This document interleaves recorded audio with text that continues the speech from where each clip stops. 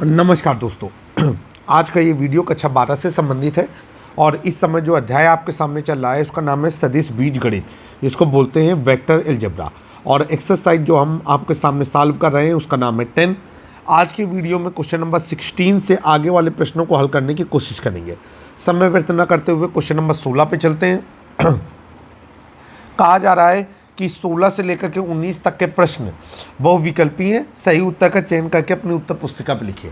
आपको एक बात और बताना चाहते हैं कि जो पुस्तक हम आपके सामने सॉल्व करने जा रहे हैं वो NCERT की मुख्य पुस्तक है और अध्याय का नाम है सदिश बीजगणित वेक्टर अलजेब्रा।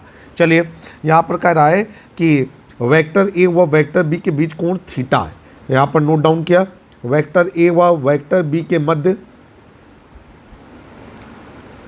कोण बराबर क्या है आपका थीटा। तो कह रहे हैं कि vector A dot vector B greater than or equal to 0 ये कब होगा। 4 कंडीशन आपको दी गई हैं। पहली कंडीशन आपकी कह रही है, यहाँ पर ए नंबर लिखा, पहली कंडीशन, बी नंबर दूसरी कंडीशन, सी नंबर तीसरी कंडीशन और डी नंबर चौथी कंडीशन।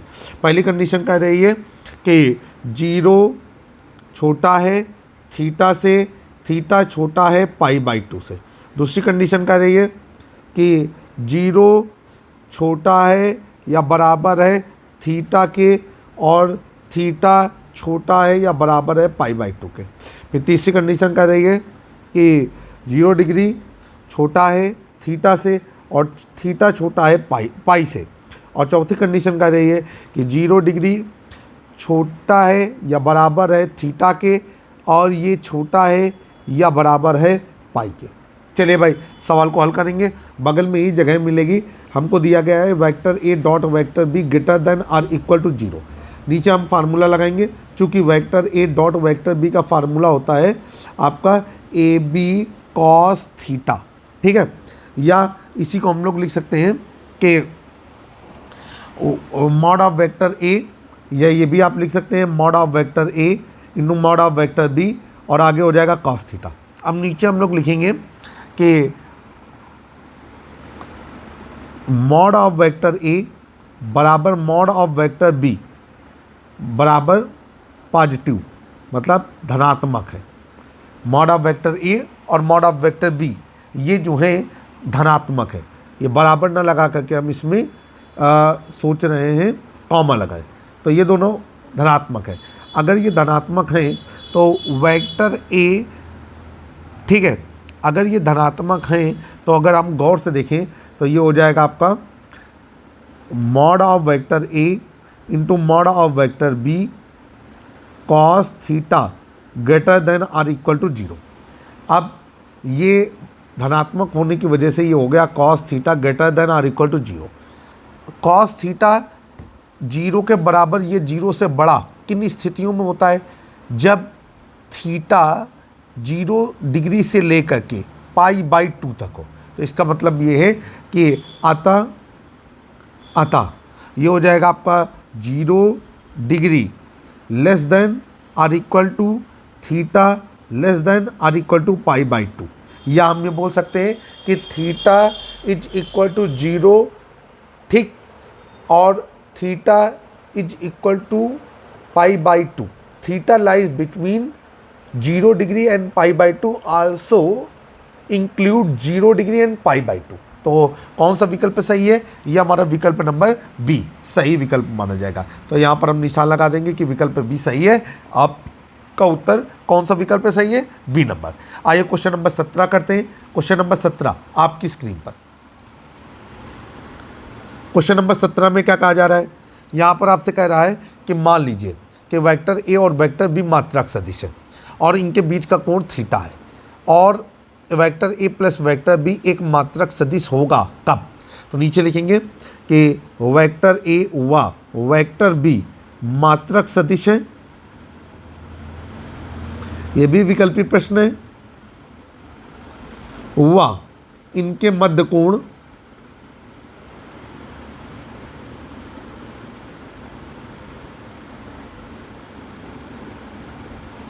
थीटा है। आइए आगे चलते हैं। अब हम लोगों को क्या करना है, यहाँ पर हम लोगों को लिखना है कि vector A plus vector B भी मात्रक सदिश होगा।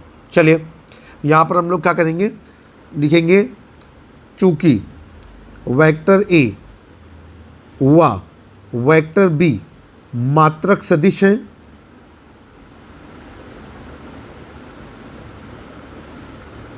इसलिए मॉड ऑफ वेक्टर ए बराबर mod of vector B is equal to 1। मात्रक सदिश का परिमाण 1 होता है। ठीक है, चलिए आगे क्या कह रहा है कि vector A plus vector B भी मात्रक सदिश है,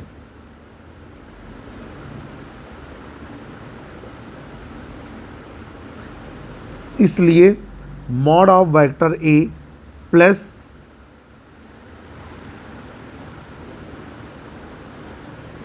vector B is equal to 1। अब दोनों पक्षों को वर्ग कर देंगे, तो लिखेंगे दोनों पक्षों को वर्ग करने पर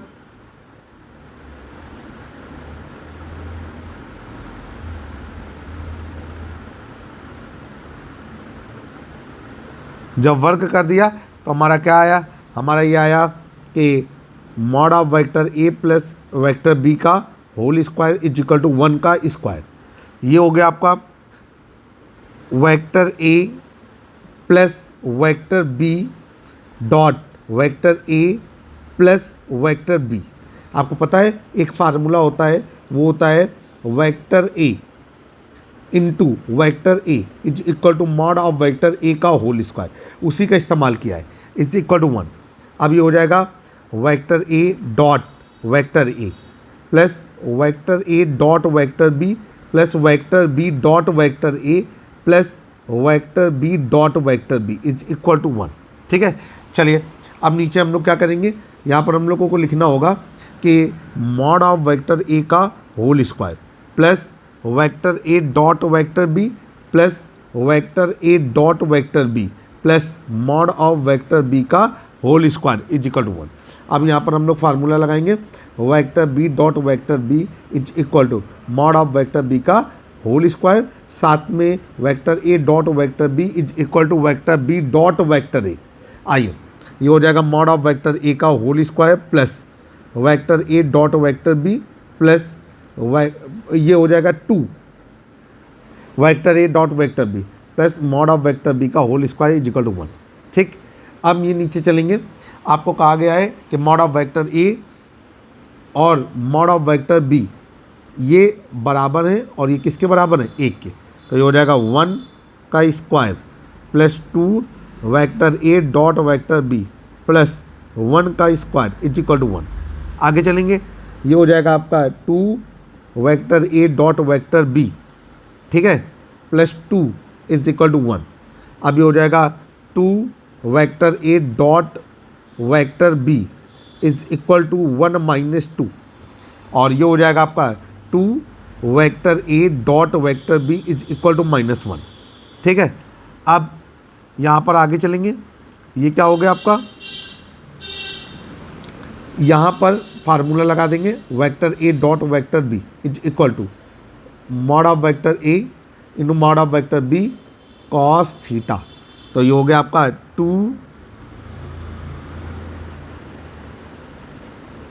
2 फिर mod of vector A into mod of vector B cos theta is equal to -1। ये हो गया 2 इंटू 1 इंटू 1, चूँकि मॉड ऑफ वेक्टर ए और मॉड ऑफ वेक्टर बी की वैल्यू क्या है 1 इज इक्वल टू -1, और ये हो गया आपका cos theta is equal to -1/2। अब नीचे लिखेंगे, चूँकि कॉस में 2π/3 की वैल्यू होती है -1/2। 2π/3 जानते हैं, पाई का मान 180 रख दीजिए, तो कॉस 120 डिग्री का मान, ठीक है, तो ये हो जाएगा -1/2। तो ये हो जाएगा, इसलिए cos theta is equal to cos 2π/3, दोनों तरफ से कॉस कैंसिल है लेकिन काटा नहीं जाएगा, और थीटा इज इक्वल टू हो जाएगा आपका 2π/3। तो ये आपका आंसर है। और अगर हम विकल्पों को देखें तो हम ये जान रहे हैं कि विकल्प नंबर डी जो इस समय किताब में छपा हुआ है वो एक सही उत्तर है। क्वेश्चन नंबर 18 आपके सामने स्क्रीन पर।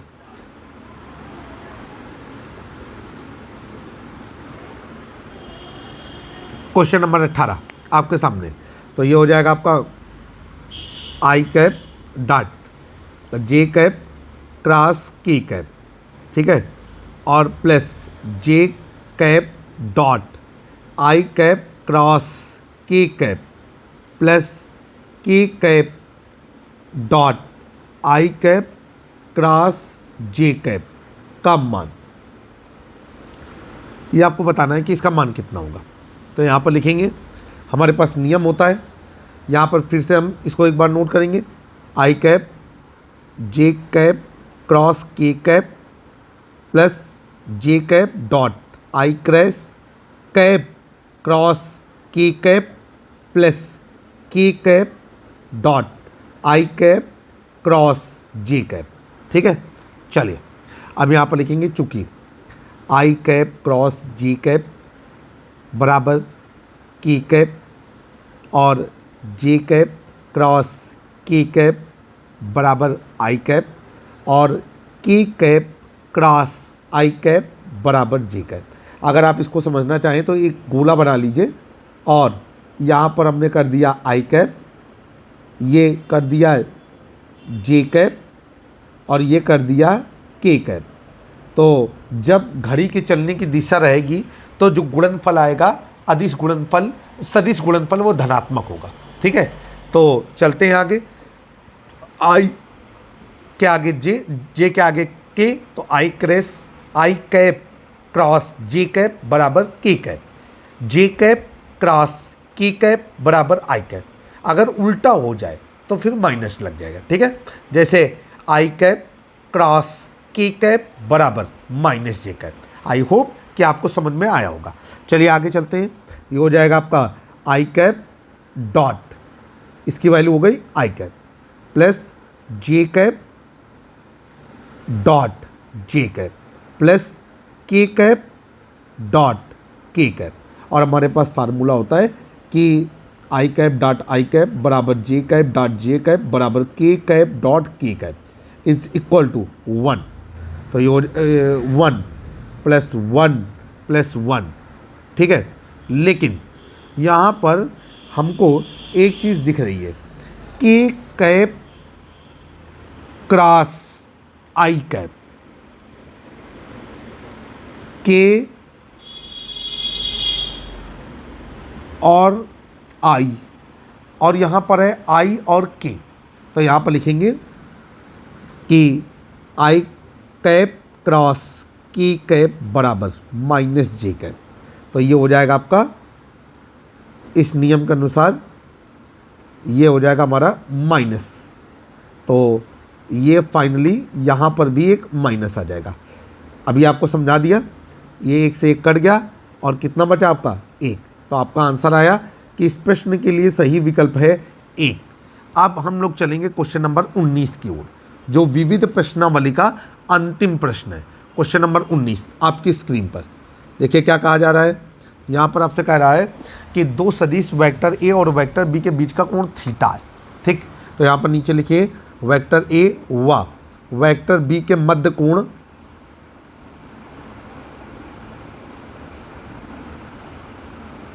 थीटा है। ठीक, चलेंगे आगे। ये हो जाएगा mod of vector A dot vector B बराबर mod of vector A cross या vector A cross vector B का मॉड। ठीक, देखिए mod of vector A dot vector B, mod of vector A cross vector B. अब करें ये कब होगा,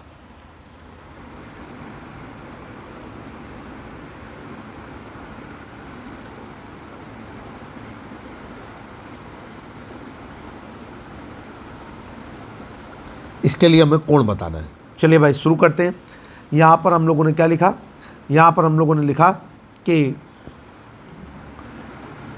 वेक्टर ए, ठीक है, vector A dot vector B का जब मॉड लिया जा रहा है तो ये हो रहा है mod of vector A dot mod of vector B और मॉड ऑफ कॉस थीटा। ये इसी तरीके से vector A cross vector B का जब मॉड लिया जा रहा है तो ये हो जाएगा मॉड ऑफ वेक्टर ए और into mod of vector B और आगे क्या हो जाएगा आपका साइन थीटा। ठीक, अब ज्ञात है, हाँ यह हमें मालूम है। क्या मालूम है vector A dot vector B बराबर vector A cross vector B का mod of vector A dot vector B is equal to mod of vector A cross vector B. ठीक है, चलिए हाँ, अब हम लोग क्या करेंगे कि हम ये हमको दिया गया है, इसलिए हो जाएगा हमारा कि इन दोनों के मानों को बराबर कर देंगे। तो mod of vector A dot vector B mod of cos theta is equal to mod of vector A dot mod of vector B, और ये हो जाएगा मॉड ऑफ साइन थीटा। ये दोनों आपस में कैंसिल हो जाएंगे इस तरीके से। ठीक है, और ये हो जाएगा mod of cos theta is equal to mod of sine theta. चलिए अब ये आपका कुछ इस तरीके से रहेगा कि इसको उधर ट्रांसफ़र कर देंगे, तो ये हो जाएगा आपका mod of sine theta upon mod of cos theta is equal to 1। नीचे फार्मूला लगाएंगे, sine theta upon cos theta is equal to tan theta. ये हो गया आपका tan theta, mod of tan theta is equal to 1। अब नीचे लिखेंगे चूँकि टेन पाई बाई 4 मतलब 45 डिग्री का मान होता है 1, इसलिए mod of tan theta is equal to क्या हो जाएगा, टेन पाई बाई 4, और ये हो जाएगा आपका tan theta is equal to tan pi by 4। यहाँ से थीटा का मान आ गया आपका पाई बाई 4, ये आपका आंसर हुआ। तो इस तरीके से हमने सदिश बीजगणित एक्सरसाइज को पूरी तरीके से समाप्त कर लिया। आई होप कि आपको हमारी यूट्यूब चैनल के वीडियो जो गणित विषय के लिए बनाए जा रहे हैं वो बेहद पसंद आते होंगे। जल्द ही एक नए वीडियो में फिर से मुलाकात करेंगे, तब तक के लिए नमस्कार।